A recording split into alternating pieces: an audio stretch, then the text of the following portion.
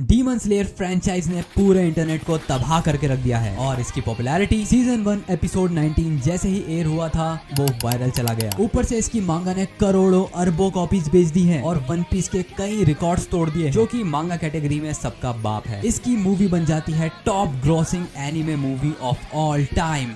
I repeat, of all time. Japan में इसकी popularity इतनी ज्यादा है कि हर जेंडर, रेस, एज और डेमोग्राफिक के लोग इसे पसंद करते हैं। अपने हर रिलीज के साथ ये फ्रेंचाइज कोई ना कोई बड़ा रिकॉर्ड तोड़ देती है, चाहे वो मांगा सेल्स हो या एनिमे अवार्ड या फिर मूवीज कलेक्शन, सारे के सारे रिकॉर्ड्स। और इस सब के साथ ये स्टेटमेंट देना गलत नहीं होगा कि डीमन स्लेयर बन चुका है न्यू जनरेशन का नंबर 1 एनिमे। जिसके साथ एक सवाल सभी के मन में आता है कि आखिर क्यों। तो शुरुआत होती है 16 फेब 2016 से, जब किमेत्सु नो याइबा या फिर डीमन स्लेयर का पहला चैप्टर पब्लिश हुआ था शोनेन जंप मैगजीन में। हालांकि इसके क्रिएटर क्योयोहारू गोतोगे पहले भी कुछ मांगास लिख चुके हैं, इसलिए ये कोई नया नाम नहीं था शोनेन जंप मैगजीन में। लेकिन डीमन स्लेयर मांगा की शुरुआत कुछ बहुत खास नहीं हुई थी, क्योंकि उस टाइम शोनेन जंप में ऑलरेडी काफी बड़े बड़े टाइटल्स ऑनगोइंग थे, जैसे कि वन पीस, नारुतो, और नारुतो तो उस टाइम रिसेंटली खत्म ही हुआ था। My hero academia, black clover और हाईक्यू जैसी मांगास भी चल रही थी। ऊपर से नारुतो की एंडिंग का हाइप, तो किसी भी रेगुलर मांगा रीडर का ध्यान खासा डीमन स्लेयर पर गया नहीं। ऊपर से इसका आर्ट स्टाइल और कवर देखकर कोई भी इसे जज कर सकता था कि एक नॉर्मल सामुराई एनीमे है, कुछ खास नहीं। जिसके बाद टाइमलाइन आगे बढ़ती है 2017-18 में, जिस टाइम तक डीमन स्लेयर ने काफी डिसेंट सा फैन बेस बना लिया था और इसी टाइम तक ऑलरेडी काफी सारे लोग चाहते थे कि इसकी एनीमे अडेप्टेशन आए। जिसके बाद अनाउंस होता है कि डीमन स्लेयर को एक एनीमे अडेप्टेशन मिलने वाली है एंड बूम, वहीं से सारा गेम चेंज होता है। 2019 में डीमन स्लेयर का एनीमे पब्लिश होता है एंड गेस व्हाट, उसका एनिमेशन स्टूडियो था द गेम चेंजर यूफोटेबल। इस स्टूडियो ने पहले भी कई सारे एनिमेशंस को अडेप्ट करा है और कुछ काफी फेमस भी हुए हैं, लेकिन जो काम यूफोटेबल्स ने डीमन स्लेयर एनीमे में करा है उसने नए स्टैंडर्ड सेट कर दिए थे। हालांकि कई सारे लोग एनीमे पब्लिश होने से पहले ही डीमन स्लेयर से फेमिलियर थे, तो व्यूवर्स ऑलरेडी इस एनीमे को एंजॉय कर रहे थे। लेकिन फिर आता है एपिसोड 19, जहां पर तांजीरो परफॉर्म करता है हिनो कामी कागुरा डांस, जहां पर तांजीरो और नेजुको की फाइट चल रही थी लोअर मून रुई से, एंड डैम वो सीन नेक्स्ट लेवल ही था। मतलब डेफिनेटली तुम लोगों ने डीमन स्लेयर देखा ही है, तभी तुम इस वीडियो को देख रहे हो। तो तुम मुझे कमेंट्स में बताओ कि जब पहली बार तुम लोगों ने एपिसोड 19 का वो बोन चिलिंग मोमेंट देखा था तब तुम्हारा कैसा रिएक्शन था। वेल, अगर मेरी बात करें तो I was completely blown away, क्योंकि एनिमेशन क्वालिटी तो पहले ही बहुत अच्छी है, ऊपर से उस फाइट की कोरियोग्राफी भी काफी अच्छी थी, प्लस उस टाइम पे जो स्टोरी का पूरा सेटअप था जिसके साथ वो बैकग्राउंड म्यूजिक। 2019 में हमें पता चला कि परफेक्शन आखिर होती क्या है। उस बैकग्राउंड म्यूजिक का नाम था कामाडो तांजीरो नो उटा। मैं ऑब्वियसली प्ले नहीं कर सकता, बट डैम वो जो पियानो और ऑर्केस्ट्रल वर्क था, इट वाज डैम अमेजिंग। और यही वो टर्निंग पॉइंट था जिसने डीमन स्लेयर को एक रैंडम एनीमे से बदल कर एक मेन स्ट्रीम जगरनॉट बना दिया था। और इस एपिसोड 19 अकेले एपिसोड ने पूरे इंटरनेट को तबाह करके रख दिया था। पूरा इंटरनेट फ्लड हो चुका था डीमन स्लेयर एपिसोड 19 के रिएक्शंस, रिव्यूज से। और इस एपिसोड के ड्रॉप होने के बाद डीमन स्लेयर मांगा सेल्स सीधा टॉप 10 में आ गई, और फिर अगले ही साल ईयरली सेल्स के मामले में उसने वन पीस को भी पीछे छोड़ दिया और नंबर 1 मांगा बन गई। और एक हफ्ते में ही मिलियन कॉपी से ज्यादा सेल कर देने का रिकॉर्ड भी डीमन स्लेयर के नाम ही है। 1 मिलियन फिजिकल कॉपी सेल करना बाय द वे बहुत बड़ी बात है। जिसके बाद डीमन स्लेयर रिलीज करता है एक मूवी 2020 में, यानी कि कोविड के टाइम पे। And as we all know मैं किस मूवी के बारे में बात कर रहा हूँ, किमेत्सु नो याइबा म्यूगेन ट्रेन मूवी, जो कि रिलीज होते ही एक न्यूक्लियर बॉम्ब की तरह फट गई और इस अकेली मूवी ने all over the globe records तोड़ दिए। टिल डेट ये मूवी जापान की हाईएस्ट ग्रॉसिंग मूवी है और ये वो पहली मूवी थी जिसने स्पिरिटेड अवे को पीछे छोड़ दिया था। और इस मूवी ने $500 मिलियन से ज्यादा का कलेक्शन किया, जो कि एक एनिमे मूवी के लिए बहुत बड़ी बात है। मीनवाइल 2020 के अप्रैल में इसकी मांगा भी रैप अप हो जाती है, यानी खत्म हो जाती है, वो भी केवल 23 वॉल्यूम्स में ही। यानी कि कोई फालतू का फिलर आर्क नहीं था, स्टोरी को ज्यादा स्ट्रेच नहीं करा गया, straight to the point, cut to the chase, in a nutshell एक कमाल की स्टोरी खत्म हो जाती है, जिसकी स्टोरी काफी इमोशनल और इम्पैक्टफुल थी। और अब व्यूअर्स चाहते थे इसके एनिमे को खत्म होते हुए देखना, और प्रेजेंट टाइम में हम उसके बड़े क्लोज हैं। 2020 तक जब मांगा खत्म हुई थी तब तक इसने 150 मिलियन से भी ज्यादा कॉपी सेल कर दी थी, और ये नंबर अचीव करने में वन पीस को एक डेकेड से भी ज्यादा लगा था। जिसके बाद 2021 में आता है एंटरटेनमेंट डिस्ट्रिक्ट आर्क, जो कि एक बहुत ही एंटरटेनिंग आर्क था, स्पेशली उसकी फाइनल फाइट जब तेनगेन और ग्योतारो का जो वो फाइनल रैम्पेज वाला फाइट सीन था। ओ माय गॉड, ये एनिमेशंस आखिर कोई इंसान दे भी कैसे सकते हैं। यूफोटेबल ने एक बार फिर से नए एनिमेशन स्टैंडर्ड सेट कर दिए, क्योंकि एक नॉर्मल फाइट सीन को इस लेवल पे एनिमेट करना फिर भी पॉसिबल है, लेकिन 6 एपिसोड्स तक चलती फाइट को कंसिस्टेंटली ऐसे ही एनिमेशंस देना लिटरली इम्पॉसिबल है। जिसके बाद 2023 में आता है इसका नेक्स्ट सीजन यानी कि स्वॉर्ड्समिथ विलेज आर्क। ये आर्क बहुत ज्यादा एंटरटेनिंग नहीं था, लेकिन इसके फाइट सीन्स और फैन सर्विस की वजह से काफी लोग इसे पसंद करते हैं। जिसके बाद 2024 में आता है हाशिरा ट्रेनिंग आर्क, जो कि वैसे तो एक फिलर आर्क है, बट स्टिल ये सीजन बहुत एंटरटेनिंग था और हमें कुछ ऐसी फाइट्स भी देखने को मिली जो कि मांगा में नहीं थी। जिसके बाद अब प्रेजेंट टाइम में यानी कि 2025 में हम लोग एंटर कर चुके हैं इन्फिनिटी कैसल आर्क में, जिसकी शुरुआत हुई है मूवी से जो कि डीमन स्लेयर फ्रेंचाइज के लिए हमेशा काम करती है, अकाजा रिटर्न्स, जिसमें हमें सिर्फ अपर मून 3 अकाजा की फाइट दिखाएंगे जो कि तानजीरो और गियो के साथ होने वाली है। वैसे अगर तुम लोगों ने नोटिस करा हो तो जब मैंने अपने चैनल पर इस स्टोरी को एक्सप्लेन करा था, तब मैंने भी ऐसे ही 3 पार्ट्स में इन्फिनिटी कैसल आर्क को रैप अप करा था, जिससे हमें पता चलता है कि यूफो टेबल्स वाले भी मेरी वीडियोस देखते हैं। फाइनली अब हम लोग बात करते हैं कि आखिर डीमन स्लेयर इंडिया में इतना पॉपुलर कैसे हुआ।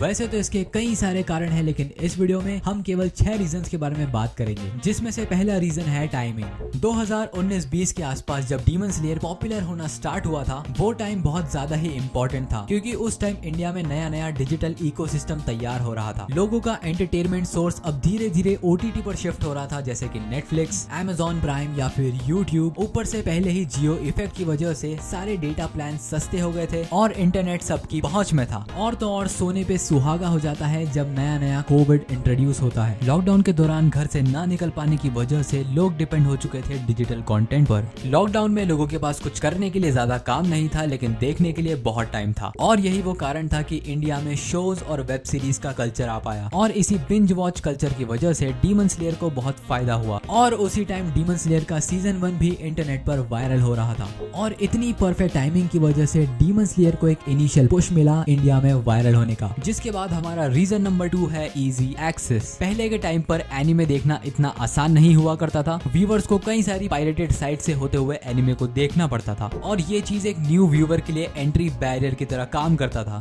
डीमन स्लेयर के साथ ये सीन नहीं था, क्योंकि ये सीरीज नेटफ्लिक्स और क्रंचीरोल पर इजीली अवेलेबल थी, तो अब बिना किसी पायरेट साइट के व्यूवर इसे लीगली एक्सेस कर सकते थे। और इस सब के कुछ टाइम बाद लैंग्वेज बैरियर को खत्म करते हुए स्वॉर्ड्समिथ विलेज आर्क को भी हिंदी में डब कर दिया गया था, तो जितने भी लोग इंग्लिश या जापानीज में कंफर्टेबल नहीं थे, अब वो हिंदी में डीमन स्लेयर का मजा उठा सकते थे। जिसके बाद आगे चलकर क्रंचीरोल ने अपने प्लान्स भी सस्ते कर दिए थे इंडियन ऑडियंस के लिए, और ये एक बहुत ही कमाल का मूव था, क्योंकि मैंने भी पहली बार तभी क्रंचीरोल का सब्सक्रिप्शन लिया था। जिसके बाद बढ़ते हैं हमारे थर्ड रीजन पर, विच इज फोमो, यानी कि फियर ऑफ मिसिंग आउट। तो जब अगस्त 2021 में पहली बार officially Mugen train movie Indian theatres में रिलीज हुई थी पीवीआर और आईनॉक्स पर, तब सभी इंडियन फैंस को एक्सपेक्टेड था कि शोज बड़े ही कम लगेंगे और लिमिटेड जगह पर लगेंगे, लेकिन म्यूगेन ट्रेन मूवी का स्केल काफी ज्यादा बड़ा था, और उस मूवी को इंडिया में नेशन वाइड स्क्रीन्स मिली थी, यानी कि सभी बड़ी सिटीज में और कई छोटी सिटीज में भी। अब मान लो कि 5 लोगों का ग्रुप है, जिसमें से 3 लोग डीमन स्लेयर की मूवी देख कर आए हैं और सिर्फ उसके बारे में ही बात कर रहे हैं, उस मूवी की तारीफ कर रहे हैं और अपना एक्सपीरियंस शेयर कर रहे हैं। तो यहाँ पर बाकी के 2 लोग एक्सपीरियंस करते हैं फियर ऑफ मिसिंग आउट। अब क्योंकि एक बहुत बड़े क्राउड ने इस मूवी को देख लिया था और अप्रिशिएट कर रहे थे, इसलिए बाकी के लोग जो नहीं देख पाए थे, अब वो लोग चाहते थे कि वो भी इस मूवी को एक्सपीरियंस करें, और यहीं पर मास्टर स्ट्रोक खेला पीवीआर और आईनॉक्स ने। मूवी की स्क्रीनिंग खत्म होने के कुछ टाइम बाद वापस से इसकी री रिलीज करवाए गए, ताकि जिन लोगों ने इस मूवी को पहले नहीं देखा था वो अब थिएटर में आकर एक्सपीरियंस कर सके। और ये री रिलीज का सिलसिला केवल म्यूगेन ट्रेन मूवी तक ही नहीं, बल्कि एंटरटेनमेंट डिस्ट्रिक्ट आर्क और स्वॉर्ड्समिथ विलेज आर्क के कंपाइलेशन को भी इंडिया में रिलीज किया गया। और मुझे बताने की बिल्कुल जरूरत नहीं है कि इंडिया के लोगों को थिएटर्स कितने पसंद है, और म्यूगेन ट्रेन मूवी इतनी बड़ी सक्सेस थी कि बाकी सारे एनिमेज भी इंडिया की तरफ अट्रैक्ट होने लगे। Reason number 4, India's anime boom. तो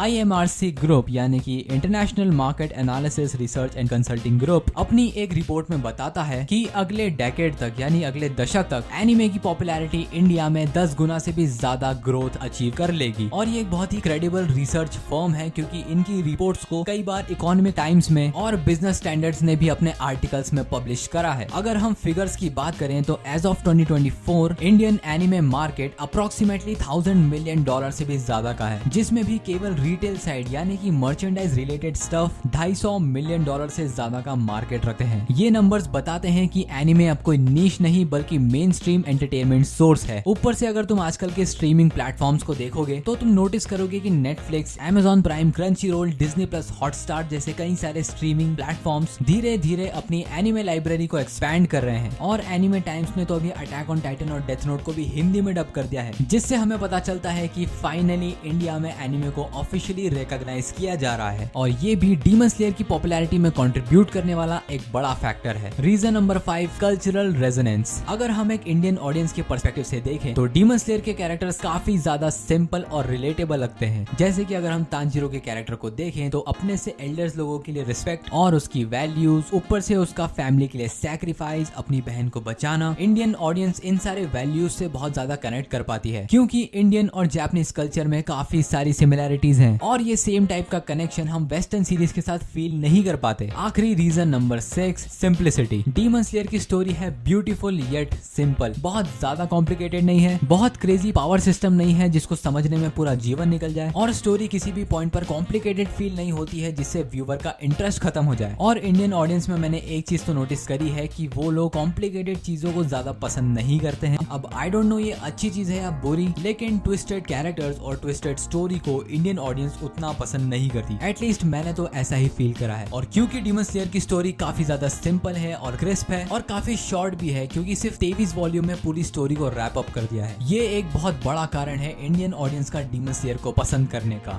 ये सब तो सिर्फ शुरुआत थी। डीमन स्लेयर और बाकी सारे एनिमेज इंडिया में और भी ज्यादा पॉपुलर होने वाले हैं और एनिमे अपने यूनिक स्टाइल और स्टोरीज की वजह से इंडिया में बहुत पॉपुलर होने वाला है। इस बारे में तुम लोग क्या सोचते हो, कमेंट्स में जरूर बताना।